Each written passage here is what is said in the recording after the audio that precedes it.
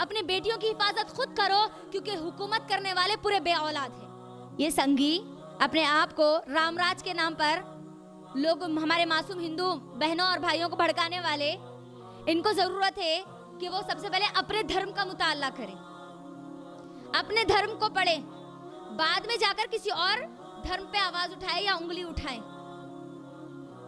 अगर हम सिर्फ इतना गौर करेंगे, ये जिस राम को मानते हैं, राम जी को जो मानते हैं, राम जी के साथ जो सीता जी होते हैं, सीता जी भी हिजाब कर रही है, सीता जी भी अपने आप को कवर की हुई है, सीता जी भी अपने सर के बालों को कवर कर रही है। ये उडुपी कॉलेज के लड़कियों को रोकते हैं कि वो स्कार्फ नहीं पहन सकती है ना, तो सीता जी को रोकेंगे आप? सीता जी को मानना बंद कर दीजिए। फिर अगर आप हिजाब के खिलाफ है तो आप सीता जी के भी खिलाफ है, आप राम जी के भी खिलाफ है। तो ये पूरा सीन क्रिएट किया गया, ये पूरा सीन बनाया गया, और ये पहले से प्लान्ड था इस मोदी और गोदी मीडिया के पास। ये बात मुझे और आपको समझनी होगी। डॉक्टर मनमोहन सिंह, हमारे साबिक़ वजीर आजम, अपने रिलीजियस आइडेंटिटी को, यानी अपनी मजहबी शनाख्त, पगड़ी को लेकर हुकूमत करते हैं और जबरदस्त तरीके से कामयाब भी होते हैं, लेकिन उन पर कोई सवाल नहीं उठाते, राइट। इसी तरीके से जब हमारे इंडिया के फाइटर जेट्स, राफेल जेट्स जब खरीदे गए, तो हमारे जो डिफेंस मिनिस्टर थे, उन्होंने हमारे जो राफेल जेट्स जब खरीदे गए थे, उन्होंने उसको पूजा की, उसकी पूजा की। ये एक रिलीजियस आइडेंटिटी है, लेकिन किसी ने उस पर सवाल नहीं उठाया। योगी जी, जो कि धर्म के नाम पर एक नंबर के ढोंगी जी है, ये जब पार्लियामेंट में जाते हैं तो अपनी रिलीजियस आइडेंटिटी, यानी मजहबी शनाख्त उनकी, जो सैफरान कलर का जो उनका लिबास होता है, वो पहनकर पार्लियामेंट में बैठते हैं। मर्डरर साध्वी प्रज्ञा जब जाती है कहाँ, पार्लियामेंट में, तो अपनी रिलीजियस आइडेंटिटी को लेकर बैठती है, तब उस पर कोई सवाल नहीं उठाता। या हमारी जितनी भी हमारी हिंदू बहनें हैं, वो जब पार्लियामेंट में जाती है तो सिंदूर लगा कर जाती है, अपनी मजहबी आइडेंटिटी को शो करते हुए जाती है, तब उन पर कोई सवाल नहीं उठाते। लेकिन हाँ, जब हमारी हमारी मुसलमान लड़कियां हिजाब के साथ, नकाब के साथ स्कूल जाती है, कॉलेज जाती है, तब वहां पर सवाल खड़े कर दिए जाते हैं, और इसके जरिए एक बहुत बड़ा मसले को, जो बहुत आसानी से सॉल्व हो सकता है, उसको पेचीदा बनाकर लोगों के सामने पेश किया जाता है। और ये सब चीजें जो हो रही है, इसमें हमको समझने वाली बात यह है, यहाँ पर अब हमारा कॉन्स्टिट्यूशनल जो राइट है उसके बारे में बात नहीं की जा रही है, हमारा जो फंडामेंटल जो राइट है उसके बारे में बात नहीं की जा रही है। इश्यू को हवा कौन दे रहे हैं? करंट गवर्नमेंट, यानी बीजेपी गवर्नमेंट, मोदी गवर्नमेंट। मुझे समझ में नहीं आता मेरी बहनों, यही मोदी गवर्नमेंट है जो नारी शक्ति की बात करती है ना, बेटी बचाओ और बेटी पढ़ाओ की बात करती है। कहाँ चले गए अब हमारे ये मोदी की हुकूमत के वो लीडर्स, जब हमारी लड़कियां, उत्तर प्रदेश में हमारी एक हिंदुस्तानी बहन के साथ रेप किया जाता है, उसको जला दिया जाता है, उस वक्त हमारे मोदी जी आवाज नहीं उठाते, ट्विटर पे एक भी उनका पोस्ट नहीं आता। बेटी बचाओ बेटी पढ़ाओ के नाम पर तुम नारे देते हो, ये मोदी गवर्नमेंट नारे देती है। जब हमारी लड़कियां पढ़ना चाहती है तो उनको हिजाब के नाम पर रोक दिया जाता है। सबका साथ सबका विकास बोलने वाले मोदी जी कहाँ है? मोदी जी, जब यहाँ पर अब मुसलमान औरतों की राइट्स की बात आई तो हमारे मोदी जी खामोश बैठ गए। मुसलमान औरतों के साथ हमदर्दी जताने वाले ये बीजेपी गवर्नमेंट 3 तलाक के नाम पर एक बिल लाती है, जिससे ये जताती है कि हम मुसलमान औरतों के साथ है। अब मुसलमान औरतों पर जुल्म किया जा रहा है हिजाब को लेकर, तो हमारे मोदी जी के मुंह में पता नहीं कौन सा गम लग गया, जिसकी वजह से ना उनका मुंह खुलता है, ना वो कोई किसी किस्म का एक्शन लेते। कहाँ गए वो पूरे लीडर्स? कहाँ गए वो टीवी के एंकर्स? आज हमारी लड़कियां लड़ रही है हिजाब के लिए, अपने एजुकेशन के लिए रो रही है, कुछ दिन के बाद एग्जाम से, लेकिन कोई भी ना ये गोदी मीडिया हिजाब का साथ दे रही है, हमारे कॉन्स्टिट्यूशनल जो राइट है उसका साथ दे रही है, ना हमारे फंडामेंटल राइट की बात कर रही है। और समझने वाली बात यहाँ पर ये है कि इंडिया में कोई ऐसा हमारा सिविल ड्रेस नहीं है कि जो कि हर कम्युनिटी को दे दिया जाए और फिर उसको कॉम्प्रोमाइज करने के लिए बोला जाए। ऐसा है ही नहीं। कहाँ है अब निर्मला सीतारमण, स्मृति ईरानी, वो कहाँ है? मीनाक्षी लेखी कहाँ है? जो बार बार मीडिया के सामने ये लोग आते हैं, लेकिन आज ये मीडिया से पूरी तरीके से गायब है। कुछ ये आज नहीं बोल रहे। हिजाब का मसला कुछ था ही नहीं, बल्कि इसको एक हवा दी गई, ये इशू को एक ऐसा भड़काया गया कि स्टूडेंट में आज लड़ पड़े।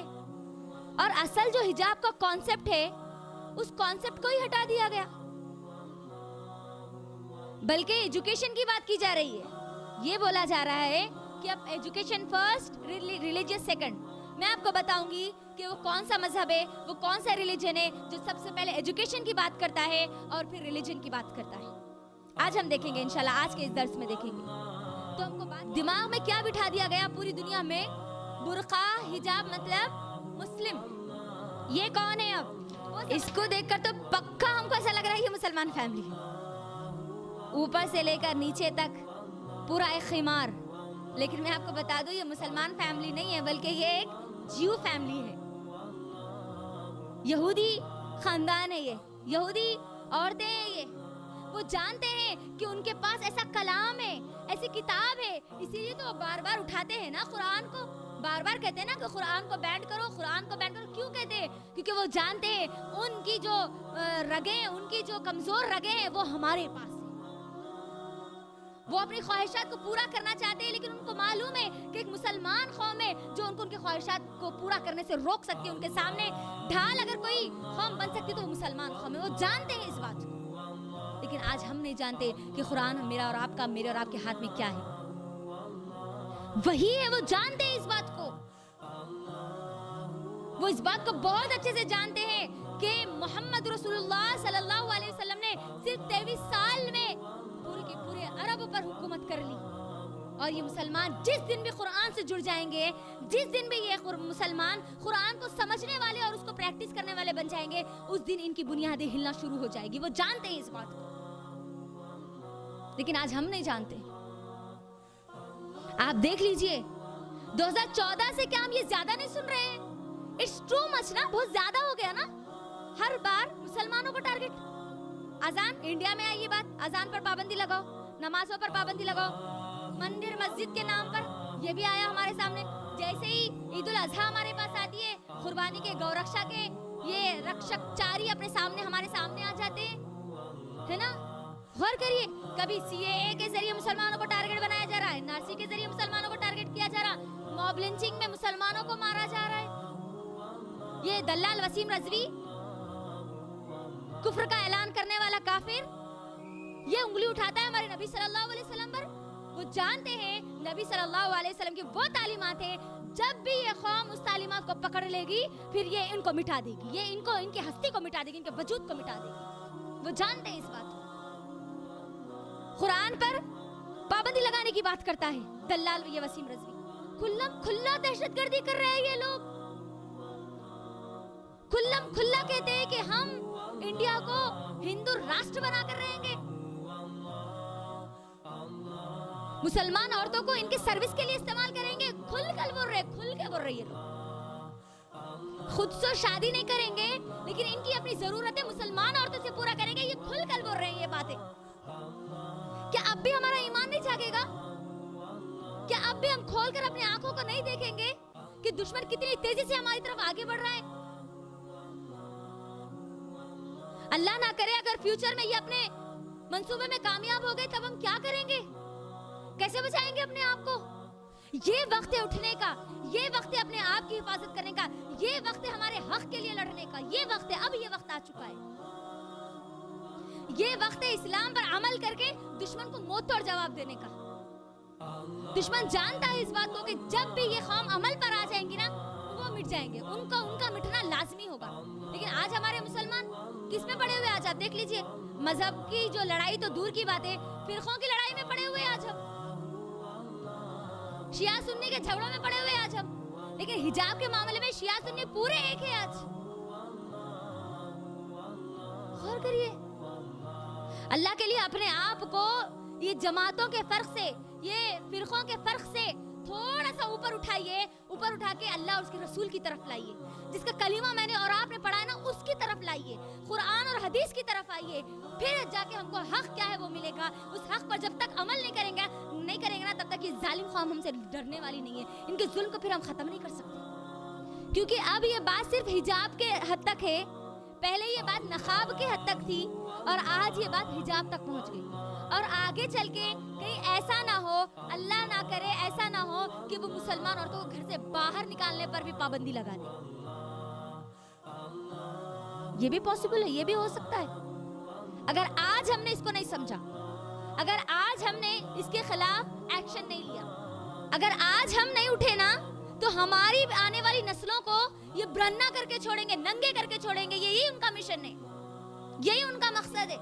और आज ये जो हिजाब का जो मसला चल रहा है, इसके अंदर आप जिस तरीके से प्रोटेस्ट कर, जिस तरीके से साथ दे सकती है साथ दीजिए, क्योंकि आज अगर हमने साथ नहीं दिया तो पता नहीं मेरी बहनों, कुछ महीनों में या कुछ दिनों में पूरे इंडिया में हिजाब पर पाबंदी लगा दी जाए और मुझे और आपको भी बगैर हिजाब के बाहर निकलना पड़े। अल्लाह ना करे कभी ऐसा हो।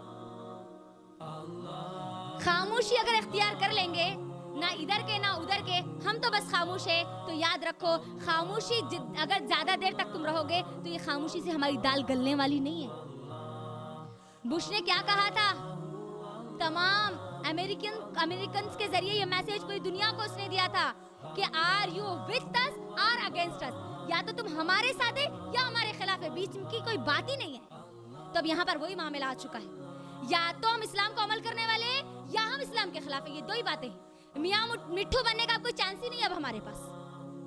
तो अब हमको चाहे कुछ भी हो जाए, कहीं पर भी हम रहे, इस्लाम को हमको प्रैक्टिस करना है हमारे कॉन्स्टिट्यूशनल राइट के मुताबिक। जब भी हम हमारे कॉन्स्टिट्यूशनल राइट के मुताबिक अगर हम रहेंगे, जुल्म के खिलाफ आवाज उठाएंगे, चाहे वो जुल्म किसी पर भी हो रहा हो, तो अल्लाह की मदद भी हमारे साथ। अल्लाहु अल्लाह अल्लाहु अल्लाहु अल्लाहु अल्लाह अल्लाह